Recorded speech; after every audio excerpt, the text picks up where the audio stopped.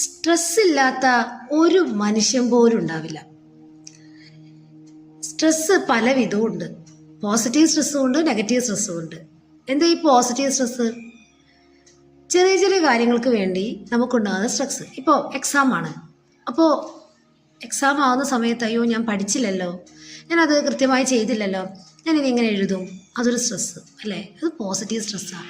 കാരണം അത് നമ്മെ ഓർമ്മിപ്പിക്കുകയാണ് വർക്ക് ചെയ്യാനായിട്ട്. അതേപോലെ ജോലി സ്ഥലത്ത് ബോസ് എന്തെങ്കിലും എക്സ്ട്രാ കാര്യം ചെയ്യാൻ പറയുമ്പോൾ ആ സമയത്ത് നമ്മളുള്ള വർക്ക് തന്നെ തീർത്തിട്ടുണ്ടാവില്ല, അപ്പോഴായിരിക്കും അടുത്ത സ്ട്രെസ്സ്. അപ്പോൾ എല്ലാ മനുഷ്യരിലും പല വിധത്തിലുള്ള സ്ട്രെസ് ഉണ്ട്. സ്ട്രെസ് ഇല്ലാതെ ഒരു മനുഷ്യനില്ല എന്ന് വേണം പറയാൻ. ശരിക്കും സ്ട്രെസ് നല്ലതാണോ എന്ന് ചോദിച്ചാൽ ചില കാര്യങ്ങൾക്കൊക്കെ സ്ട്രെസ് നല്ലതാണ്. സ്ട്രെസ് ഉണ്ടാകുമ്പോൾ എന്താ, നമ്മൾ അതിനെക്കുറിച്ച് അവെയർ ആവും, അത് കൂടുതൽ മെച്ചപ്പെടുത്തി ചെയ്യാനുള്ള കാര്യങ്ങളെല്ലാം ചെയ്യും. ഒരു പട്ടി കടിക്കാൻ വന്നാൽ നമ്മൾ ആ സ്ട്രെസ്സും പിടിച്ച് അങ്ങ് ഓടും അല്ലേ, പേടിച്ചിട്ട്. അപ്പോൾ സ്ട്രെസ്സ് നല്ലതാണ്. പക്ഷേ ഈ സ്ട്രെസ്സ് വളരെയധികം പ്രശ്നമാകുന്നത് എപ്പോഴാണ്? കുടുംബത്തിൽ കലഹം ഉണ്ടാകുമ്പോൾ, ഫിനാൻഷ്യലി നമ്മൾ ബാക്കായി പോകുന്ന സമയത്ത്.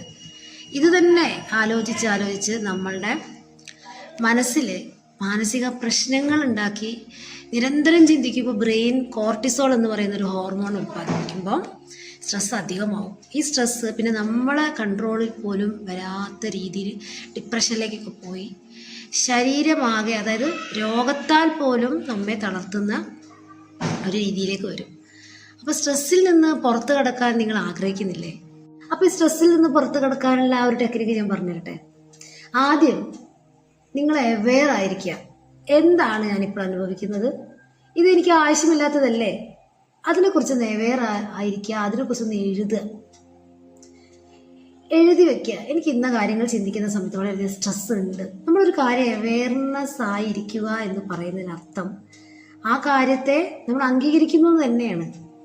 അപ്പോൾ ആദ്യം ചെയ്യേണ്ട പ്രാക്ടീസ് ഇതാണ്. നിങ്ങൾ എഴുതി വെക്കുക, എന്താണ് നിങ്ങൾ അനുഭവിക്കുന്നത് ഇപ്പോഴത്തെ സ്ട്രെസ്.